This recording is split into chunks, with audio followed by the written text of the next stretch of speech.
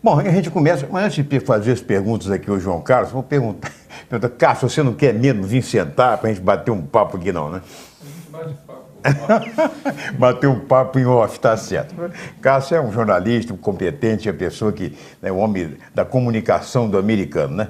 É a pessoa que agenda as coisas e tal. E já falei com o Cássio, inclusive, que na próxima terça-feira, a gente, com o americano, vai jogar na quarta também, não é isso?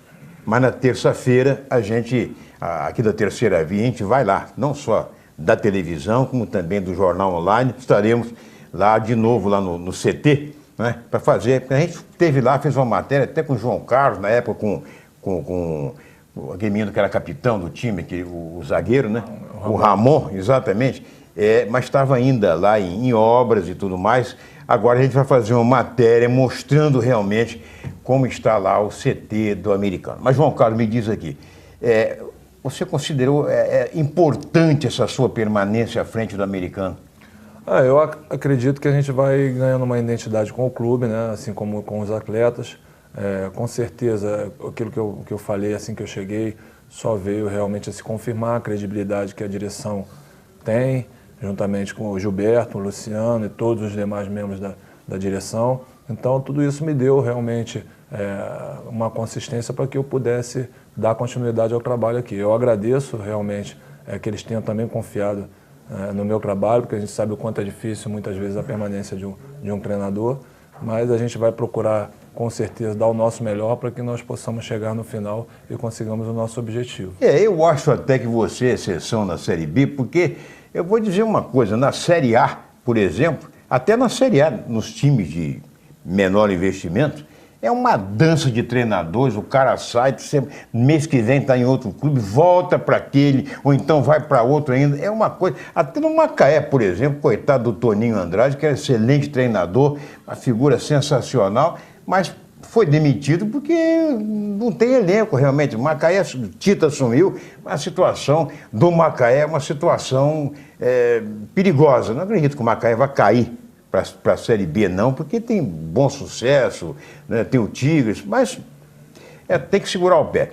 Agora, você costuma, João Carlos, também observar as categorias de base, no caso do Sub-20? Com certeza, eu acho que é um dos trabalhos fundamentais do treinador, do profissional, ter que ter essa atenção com a categoria Sub-20. Ano passado um trabalho foi iniciado pelo Guilherme, né? Exatamente. E óbvio que esse ano alguns atletas a gente chegou até a observar, a gente pensa que alguns atletas deverão ser emprestados para ganhar uma maior rodagem, para que depois sim venham e façam parte realmente do elenco profissional. Esse ano o trabalho já vem com uma continuidade do Guilherme e também o apoio do Bahia, que vinha com os garotos do Sub-17. Nós vamos ter uma facilidade maior de fazer essa observação, já que hoje nós temos o CT, muitas vezes inicia o treino deles, nós já estamos lá justamente para observar o trabalho que é efetuado, observar os atletas, e a ideia realmente do americano num futuro próximo, está aproveitando uma boa parte de atletas da categoria Sub-20. Esses atletas que vieram de fora, eu não sei, mas tem vários deles que estão residindo lá mesmo, Isso. Vamos dizer assim, no setor de hotelaria. Isso é uma das coisas que realmente engrandece o trabalho, porque você tem a possibilidade de treinar o atleta, o atleta descansar, se alimentar bem, porque muitas vezes o que acontece na Série B é que o atleta vai para casa, você não sabe a alimentação que ele tem, você não sabe se o atleta descansa bem, então esse é um ganho que com certeza o americano terá esse ano. Eu não sei se... Eu tenho observado, eu acho muito bacana isso, lá no Face do americano, eu não sei se é o Cássio mesmo que é o responsável, a gente chega junto todo dia, estou acessando lá e tal, aquelas fotos que ele coloca, é meio poeta, ele coloca de manhã cedo, né?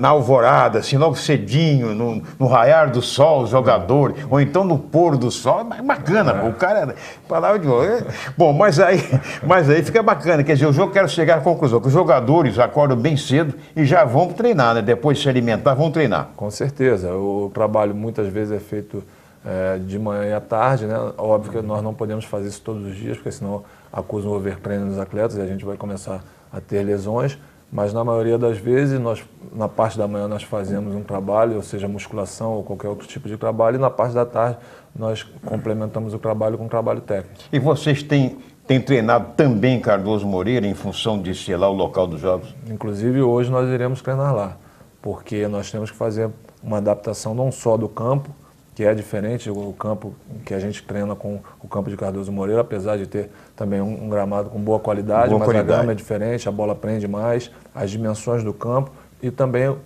o próprio clima, né? O calor de Cardoso Moreira. Muito nós bem. queremos que isso venha a contar a nosso favor e por isso nós temos que treinar lá algumas vezes para que o atleta tenha uma melhor adaptação. O calor de Cardoso Moreira se assemelha de Itapiruna, né?